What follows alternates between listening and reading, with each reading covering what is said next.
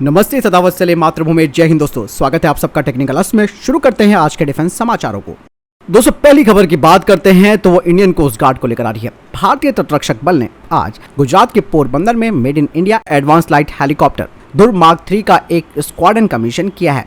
Helicopter को Indian coast guard के महानिदेशक वीएस पठानिया ने कमीशन किया था। कोस्ट गार्ड के अधिकारियों ने बताया कि हेलीकॉप्टर टोही और आक्रामक दोनों ही तरीके की भूमिका निभा सकता है, क्योंकि उनके पास भारी मशीन गन है और इससे भारत की समुद्री निगरानी काफी बढ़ेगी। दोस्तों, आपको बता दें कि भारतीय तटरक्षक बल का यह तीसरा स्क्वाड्रन है। मई में तटरक्षक बल ने केरल में अपना दूसरा एएलएस ध्रुव मार्क 3 स्क्वाड्रन को कमीशन किया था। इनमें से 4 हेलीकॉप्टर दक्षिणी राज्य के कोच्चि में तैनात है। दोस्तों, अगली खबर की बात करते हैं तो भारत और यूएई को लेकर आ रही है। बता दें कि भारत के प्रधानमंत्री नरेंद्र मोदी जर्मनी से लौटते हुए अब संयुक्त अरब अमीरात के लिए रवाना हो गए। संयुक्त अरब अमीरात की अपनी यात्रा के दौरान प्रधानमंत्री वहां के पूर्व राष्ट्रपति और अबू धाबी के शासक शेख खलीफा बिन जायद अल नहयान के निधन पर व्यक्तिगत रूप से संवेदना भी व्यक्त करेंगे और वे शेख मोहम्मद बिन जायद अल नहयान को अमीरात का नया राष्ट्रपति चुने जाने पर भी बधाई देंगे। इसके अलावा दोनों देश आर्थिक और डिफेंस के क्षेत्र में भी विचारों का आदान प्रदान करने वाले हैं।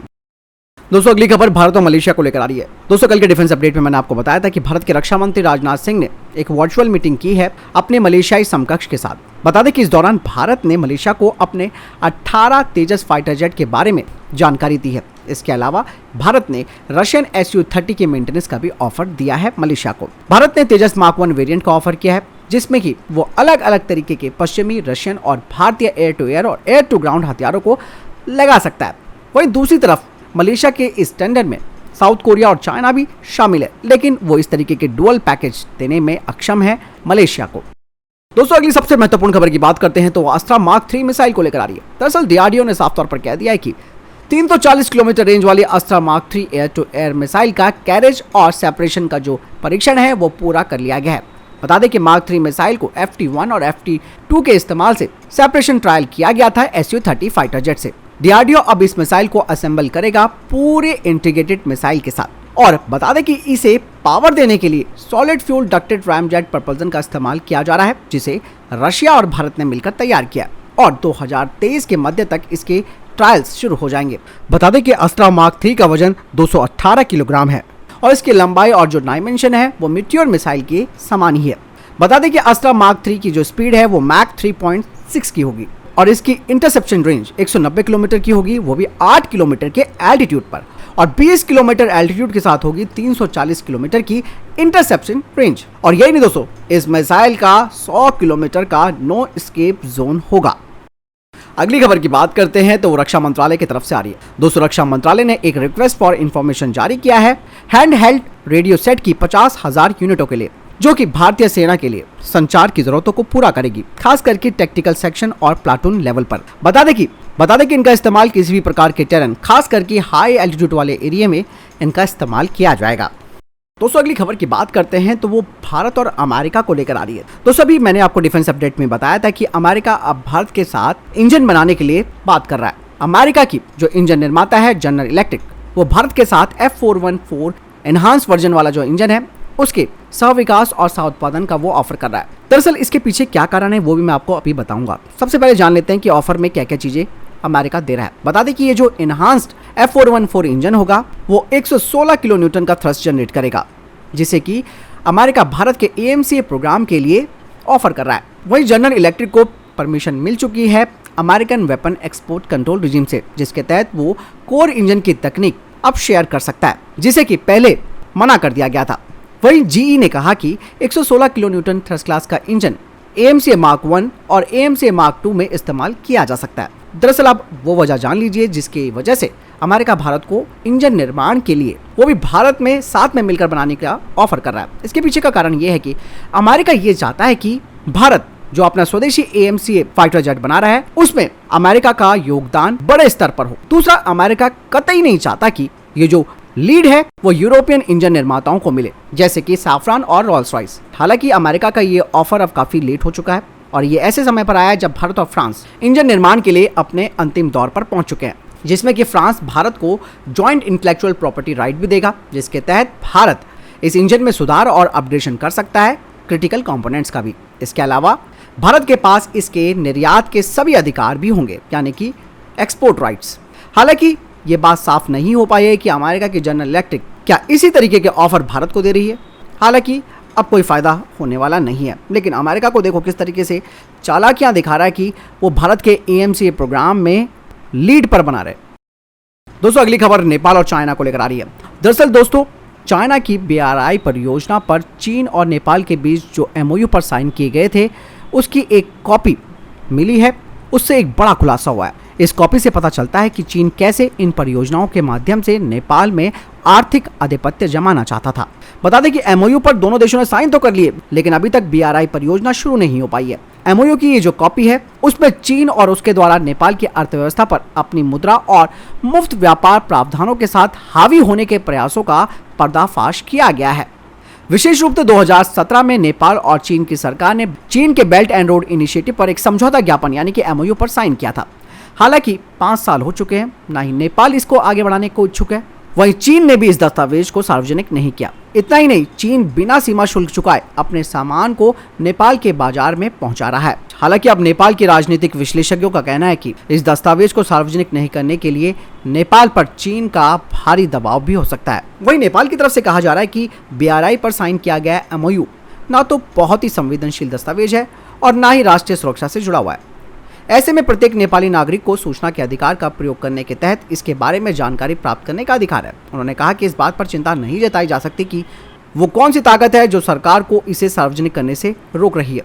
चीन ने MOU में क्लॉज जोड़ते हुए लिखा है कि दोनों पक्ष रेलवे सहित सीमा पार बुनियादी ढांचा परियोजनाओं को संयुक्त अध्ययन और बढ़ावा देने के माध्यम से परागमन, परिवहन, रसद प्रणाली, परिवहन नेटवर्क सुरक्षा और संबंधित बुनियादी ढांचों के विकास पर सहयोग करेंगे। यानी कि एक तरफा पूरी तरीके से BRI नेपाल को लूटने का एक बहुत बड़ी साजिश थी और ठीक है अभी भी चल ही रहा है, लेकिन अभी काम आगे नहीं बढ़ा है। लेकिन अब भी नेपाल के पास वक्त है कि वो इस MOU से अपने हाथ पीछे खींच ले। वक्त है, उसके बाद तो इसे कोई नहीं बचाने वाला। इनको भी अपनी संप्रभुता गिरवी रखनी पड़ेगी श्रीलंका और पाकिस्तान की तरह। इसके अलावा साउथ अफ्रीका के कई देश हैं जो कि कर्ज के जाल में फंस चुके हैं चीन के। तो इसीलिए दोस्तों जो भी नेपाली भाई बहन अगर वीडियो को सुन रहा है वो अपनी सरकार से गुहार लगाए कि वापस BRI से अपने हाथ पीछे खींच ले, नहीं तो कीमत छोटी नहीं बड़ी चुकानी पड़ेगी। दोस्तों बढ़ते अगली खबर की तरफ जो कि MBDA को लेकर आ रही है। दरअसल MBDA ने एक लंबी दूरी की जमीन से प्रक्षेपित क्रूज मिसाइल का अनावरण किया। MBDA ने पिछले हफ्ते ILA बर्लिन एयर शो में इस मिसाइल का अनावरण किया। बता दें कि ये गाइडेड मिसाइल सिस्टम है जिसकी रेंज 499 किलोमीटर है और इसे जर्मन प्लेटफॉर्म जैसे कि मार्स 2 MLRS-E आर्टिलरी रॉकेट और Adler 3 command and weapon deployment system के लिए तैयार किया गया है। वहीं बता दें कि इसे US की M270 multiple launch rocket system और high mobility artillery rocket system के साथ भी अनुकूलित किया गया है। ये सिस्टम मिसाइलों का एक सेल्वो लॉन्च करता है जो विभिन्न दिशाओं से लक्ष्य तक पहुंचता है, जिससे कि एयर डिफेंस सिस्टम होते हैं वो भ्रमित हो जाते हैं और ये सिस्टम के लॉन्च की स्थिति को छुपाता है, यानी कि कहां से लॉन्च किया गया है इस बारे में एयर डिफेंस सिस्टम को जानकारी नहीं हो पाती है। MBDA ने कहा कि मिसाइल के GPS नेविगेशन, 3D उड़ान योजना और इमेज सपोर्टेड नेविगेशन सेंसर्स इसमें लगाए गए हैं। इसके अलावा ये आर्टिफिशियल इंटेलिजेंस सपोर्टेड है, ऑटोमेटेड टारगेट रिकॉग्निशन और आइडेंटिफिकेशन से भी लैस है। बता दें कि मिसाइल मूविंग टारगेट्स के खिलाफ काफी बेहतर है, खास करके बैलिस्टिक मिसाइल के ऊपर। अगली खबर दक्षिण कोरिया से आ रही है दोस्तों। दक्षिण कोरिया का स्वदेशी लड़ाकू विमान KF-21 बोरे में पहली उड़ान भरने को तैयार है। 4.5 जनरेशन का ये लड़ाकू विमान दक्षिण कोरियाई वायुसेना और स्वदेशी हथियार उद्योग की एक बड़ी मजबूती माना जा रहा है। दक्षिण कोरिया ने इस लड़ाकू विमान को पिछले साल अप्रैल में लॉन्च किया था। तब से लेकर अब तक इसकी पहली उड़ान की तैयारी की जा रही थी। दक्षिण कोरिया के रक्षा मंत्रालय के मुताबिक KF-21 लड़ाकू विमान जुलाई में पहली उड़ान भरेगा। बता दें कि इस फाइटर जेट में active electronically scanned array radar, उच्च क्षमता वाले डेटा लिंक, उन्नत एवियोनिक्स और वर्तमान के उन्नत हथियारों को तैनात करने की क्षमता शामिल है। हालांकि ये जो 4.5 जनरेशन वाला लड़ाकू विमान है वो F-22 और F-35 जैसे जो 5वीं पीढ़ी के स्टेल्थ लड़ाकू विमान है उनके मानकों के अनुरूप नहीं है। लेकिन 4 पीढ़ी के लड़ाकू विमानों में जैसे कि US का F-15E/X स्ट्राइक ईगल, चाइना का J-10C और सुखोई Su-35 के ही बराबर है। दोस्तों दक्षिण कोरिया दरअसल अपनी सामरिक जरूरतों के लिए अमेरिका पर अपनी निर्भरता को कम करना चाहता है और यही कारण है कि उसने स्वदेशी लड़ाकू विमानों को तैयार करना शुरू किया। KF-21 की पहली उड़ान के बाद इसे हवा से हवा और हवा से सतह पर मार करने वाली मिसाइलों से लैस किया जाएगा। दावा तो ये भी किया जा रहा है कि इस लड़ाकू विमान को क्रूज मिसाइलों को फायर करने लायक भी बनाया जाएगा। दरअसल क्रूज मिसाइल साइज में लंबी होती है और फायर करने के दौरान उनसे विमान के अस्थिर होने का खतरा होता है। इसीलिए दुनिया में भारत समेत चुनिंदा देश ही ऐसे हैं जिनके पास ऐसी टेक्नोलॉजी मौजूद है। दोस्तों अगली खबर की बात करते हैं तो पाकिस्तान को लेकर आ रही है। दोस्तों भारत के खिलाफ दुष्प्रचार फैला रही पाकिस्तान के खिलाफ कड़ा रुख अपनाते हुए भारत ने उसकी बोलती बंद करने का फैसला किया। भारत सरकार के आदेश पर ट्विटर इंडिया ने यूएन, तुर्की, ईरान और इजिप्ट में पाकिस्तानी एम्बेसी के अकाउंट्स को भारत में बैन कर दिया है। यानी कि इन ट्विटर अकाउंट से अब जो कुछ भी पोस्ट किया जाएगा वो भारत में दिखाई नहीं देगा। भारत सरकार के आदेश पर ट्विटर इंडिया इससे पहले पाकिस्तान के सरकारी रेडियो पाकिस्तान को भी बैन कर चुका है। भारत में अपने खिलाफ इस कार्रवाई को सुनने के बाद पाकिस्तान के विदेश मंत्रालय ने ट्विटर से इन अकाउंट को बहाल करने का आग्रह किया है। हालांकि अभी तक इस पर कोई एक्शन नहीं हुआ है और ना ही होने वाला है। भारत सरकार का ये फैसला ऐसे वक्त पर सामने आया है जब सूचना और प्रसारण मंत्रालय इससे पहले पाकिस्तान के 6 चैनलों समेत करीबन 16 यूट्यूब समाचार चैनलों को ब्लॉक करवा चुका है। यूट्यूब पर चल रहे इन चैनलों पर भारत के खिलाफ भड़काऊ सामग्री परोसने का आरोप था। इन चैनलों के कुल दर्शकों की संख्या 68 करोड़ से अधिक थी।